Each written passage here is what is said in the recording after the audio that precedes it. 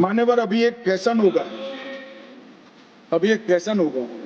अम्बेडकर अम्बेडकर अम्बेडकर अम्बेडकर अम्बेडकर अम्बेडकर। इतना नाम अगर भगवान का लेते हैं तो 7 जन्मों तक स्वर्ग आता है। तो अम्बेडकर जी के प्रति की असली भावना है वो निकल आई है, इसलिए अब ऑपोजिशन से डर रहे हैं, क्योंकि हम इस मुद्दे को उठा रहे हैं, क्योंकि ये इस मुद्दे से जुड़ा पूरे देश का हित है।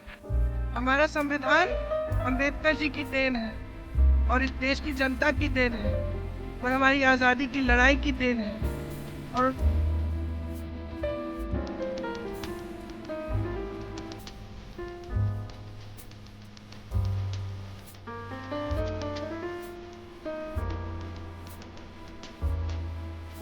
भारत जोड़ो यात्रा से ही राहुल गांधी अपनी खास टी शर्ट पहने हर जगह नजर आते रहे हैं। बेहद ठंड और बारिश के बावजूद अपना ना लिबास बदला ना ही उसका रंग। लेकिन लोकसभा के शीतकालीन सत्र में ऐसा क्या हुआ, उन्होंने अपना टी शर्ट का रंग बदलकर नीला कर लिया। न सिर्फ उन्होंने बल्कि नई नई सांसद बनी प्रियंका गांधी ने भी नीली साड़ी पहने बाबा साहब की फोटो लिए संसद परिसर में मार्च करती नजर आई। इसके साथ इंडिया गठबंधन के कई बड़े नेताओं ने भी प्रोटेस्ट में जय भीम के नारे के साथ इसी रंग का चुनाव किया। यहां मैं एक बात जोर देकर कहना चाहूंगा कि पूरी कांग्रेस बाबा साहब के आइडिया को इम्ब्रेस कर चुकी है। इसको प्रमाणिक तौर पर कहना मुमकिन नहीं है, लेकिन राहुल गांधी की पॉलिटिक्स हाशिए के समाज की तरफ झुकी है, इसका प्रमाण तो मिलता है। मसलन बहुत हालिया उदाहरण देखते हैं। जब राहुल गांधी 2020 के भयावह हाथरस रेप पीड़िता के परिवार से मिलते हैं और इसको कास्ट एट्रोसिटी के रूप में ही देखते हैं, इसमें कोई इफ और बट नहीं लगाते। राज्यसभा में मल्लिकार्जुन खड़गे भी खुद के आइडेंटिटी के लिए काफ़ी वोकल है। बाकी इसमें कोई दो राय नहीं है कि उनके मुद्दे समाज के वंचित वर्गों के न्याय से जुड़े मुद्दे ही होते हैं। लेकिन कांग्रेस अभी तक बाबा साहब या कलर ऑफ ब्लू के पॉलिटिक्स के साथ खुद को एसोसिएट करने में नाकाम रही है।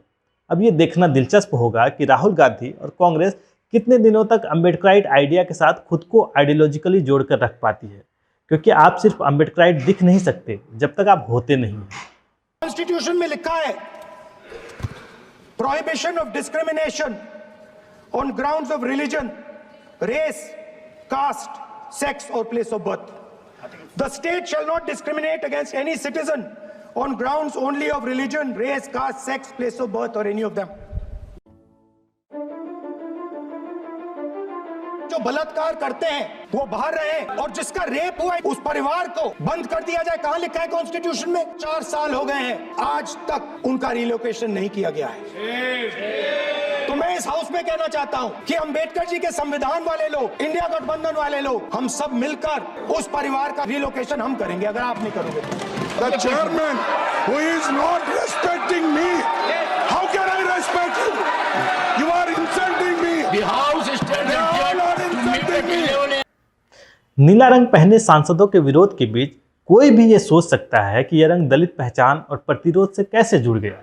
वर्तमान में नीले कलर की क्या प्रासंगिकता है, यह अंबेडकर की विरासत को कैसे जोड़ती है। इसके साथ इस वीडियो में हम ये भी बताएंगे कि दलित सिंबोलिज्म को किस तरह मुखर तरीके से बाबा साहब के द्वारा या अन्य राजनीतिक और गैर राजनीतिक पार्टियों द्वारा इस्तेमाल किया गया।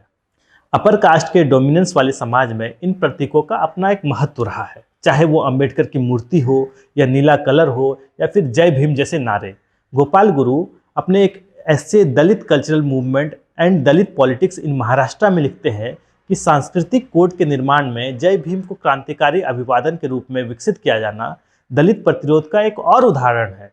उन्होंने अपने नारे बनाए, इतिहास लिखे, आंदोलन खड़ा किया। गोपाल गुरु लिखते हैं, इन्होंने अपनी सांस्कृतिक ज़रूरतों और आकांक्षाओं की पूर्ति के लिए अपनी कविता, लोकगीत, म्यूजिकल इंस्ट्रूमेंट तक का निर्माण किया। दलित पैंथर ने भी दलित समुदाय के उत्थान के लिए महाराष्ट्र के क्षेत्र में कुछ विश्वसनीय कार्य किए। इसके कारण पूरे महाराष्ट्र में कई छोटे बुद्ध विहारों का निर्माण हुआ। साथ ही साथ दलित पैंथर का लोगो दलितों से जुड़ी पहली इमेज में से एक था, जिसने दलित कला और दलितों की छवियों पर चर्चा यानी दलित इमेजरी पर डिस्कोर्स की शुरुआत की।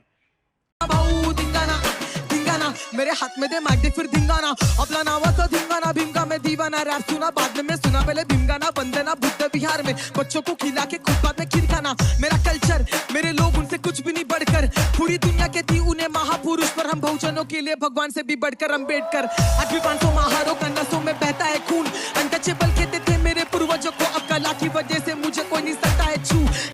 जिन भी क्षेत्रों में दलितों के साथ भेदभाव किया गया उन क्षेत्रों में अपने खुद के सिंबल्स का इन्होंने न सिर्फ निर्माण किया बल्कि प्रतिरोधात्मक तरीके से उस स्पेस को भी क्लेम किया। नीला कलर उसी प्रतिरोध का एक प्रतीकात्मक प्रत्यक्षीकरण यानी सिंबॉलिक मैनिफेस्टेशन है। आइए अब जानते हैं कि नीला कलर कब से दलित प्रतिरोध का सिंबल बन गया। डॉक्टर अंबेडकर ने दलित समुदायों के लिए राजनीतिक स्थान और अवसर तक पहुंच बनाने के लिए schedule caste federation of India का गठन 1942 में किया और बाद में रिपब्लिकन ऑफ पार्टी का भी गठन किया। सेवानिवृत्त आईपीएस अधिकारी और दलित कार्यकर्ता एसआर दारापुरी का कहना है कि उनके पार्टी के झंडे का रंग नीला ही था और दारापुरी ने कहा कि झंडा नीला था और बीच में अशोक चक्र था। बाद में 1956 में जब रिपब्लिकन पार्टी ऑफ इंडिया की स्थापना की गई तो उसे भी वही नीला झंडा दिया गया।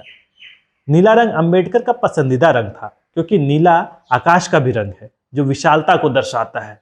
यही बाबा साहब का दृष्टिकोण था। मिंट के एक आर्टिकल में अशफाक मसूदी इसी कथन को अलग तरीके से व्याख्यायित करते हैं। नीला आकाश का रंग है जो कि गैर बराबरी को सिग्निफाई करता है। इस आकाश के नीचे सभी बराबर है जो कि बाबा साहब का भी सपना था कि गैर बराबरी का खात्मा हो। दलित राइट एक्टिविस्ट कांचा लैया कहते हैं कि नीला रंग दलित पहचान का रंग बनने के पीछे यही कारण हो सकता है। कांचा लैया के हवाले से 2018 सब रंग इंडिया रिपोर्ट में कहा गया और मैं उन्हें कोट कर रहा हूँ, मैंने कहीं पढ़ा था, मुझे ठीक से याद नहीं कि कहाँ, लेकिन मैंने पढ़ा था कि अंबेडकर ने कहा था कि नीला आकाश हम सब पर है, ठीक वैसे ही जैसे दलित, शूद्र और आदिवासी पूरे देश में है। इसलिए हमें इस सार्वभौमिक रंग को अपना मानना चाहिए। नीले आकाश के नीचे हम सब समान हैं। तब से भारतीय राजनीति में नीला रंग सिर्फ एक रंग से कहीं ज़्यादा हो गया। दलित ह्यूमन राइट की नेशनल कोऑर्डिनेटर वीना पालिकर का कहना है कि दलितों द्वारा नीला झंडा अपनाने का मुख्य कारणों में से एक अंबेडकर का नीला सूट पहनना है, लेकिन जिस रंग की अधिक चर्चा होनी चाहिए वह है सत्तारूढ़ भारतीय जनता पार्टी का भगवा रंग। अब जो हो रहा है वह यह है कि एक रंग सभी रंगों को फीका कर रहा है। धर्मनिरपेक्षता के रंग, विविधता में एकता के रंग, सांप्रदायिक सद्भाव के रंग। बाबा साहब के स्टैचू को भी 2018 में भगवा रंग से रंगने की कोशिश मनुवादियों के द्वारा की जा चुकी है, लेकिन उसे तुरंत ही एक स्थानीय बहुजन समाज पार्टी के नेता ने नीले रंग से रंग दिया। दलितों ने सशक्तिकरण को दर्शाने के लिए नीले रंग का इस्तेमाल किया, लेकिन ऐसे कई उदाहरण हैं जब इसी रंग का इस्तेमाल उनके साथ भेदभाव करने और उन्हें सामाजिक रूप से बहिष्कृत करने के लिए किया गया है। 1995 में महाराष्ट्र में शिवसेना भाजपा गठबंधन ने दलित बच्चों की नीली वर्दी पहनाने की नीति लागू की ताकि उन्हें अन्य बच्चों से अलग किया जा सके। बाबा साहब अंबेडकर को भारत भर में सभी मूर्तियों और तस्वीरों में नीले रंग से दर्शाया गया है। बीते दशक में जो भी दलितों के द्वारा आंदोलन हुए उनमें दलित संगठनों द्वारा नीले झंडे को ही चुना गया, चाहे वह 2018 में SC/ST एक्ट को कमजोर करने वाले सुप्रीम कोर्ट के फैसले का विरोध करने वाले दलित आंदोलन हो या 2016 में दलित स्कॉलर रोहित वेमुला की आत्महत्या के बाद देशव्यापी विरोध प्रदर्शन हो या फिर गुजरात के ऊना आंदोलन की बात हो। हाल के वर्षों में नीले झंडे को दलित प्रतिरोध का सबसे महत्वपूर्ण प्रतीक के रूप में इस्तेमाल किया गया। मायावती के नेतृत्व वाली बहुजन समाज पार्टी का चुनाव चिन्ह और झंडों में नीला रंग प्रमुखता से शामिल है। चंद्रशेखर आज़ाद के नेतृत्व वाली आज़ाद समाज पार्टी काशीराम ने भी इसी रंग को अपनाया है। नीला रंग हमेशा से ही प्रतिरोध का सिंबल रहा है, लेकिन अंबेडकर की तरह इस रंग को भी दलित फ्रेम में समेटने की कोशिश हमेशा से रही है और कभी भी मुख्य धारा में इन सिंबल्स पर खुलकर चर्चा नहीं हुई। इसका मुख्य कारण मुख्य धारा में अपर कास्ट का कब्जा रहा है। राहुल का नीला धारण करना एक बड़े राजनीतिक बदलाव के रूप में देखा जा सकता है और कांग्रेस का गांधी से अंबेडकरवादी पॉलिटिक्स की तरफ एक कदम बढ़ाने के रूप में भी देखा जा सकता है। अगर आपको ये वीडियो पसंद आया तो वीडियो को लाइक करें और इसी तरह शोधपरक खबरों को देखने के लिए हमारे चैनल को सब्सक्राइब करें। धन्यवाद। ये तेरा है, ये मेरा है, ये सबका है, ये जय भीम।